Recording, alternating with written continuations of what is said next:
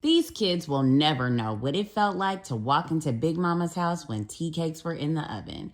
Today, we're giving that old school fave a little raspberry twist. Start by blending your freeze dried raspberries. Once they're ready, stir them into your flour and sugar, then set them aside.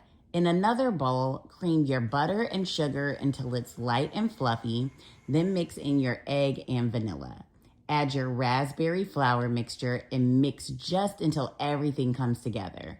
Cover the dough and let it chill. Once it's nice and cold, scoop the dough onto a baking sheet. Press a little thumbprint into the center of each cookie and bake until the edges are just set. I partnered with New York Times Cooking to share this free recipe, and you can also find it in my cookbook, Everyday Grand.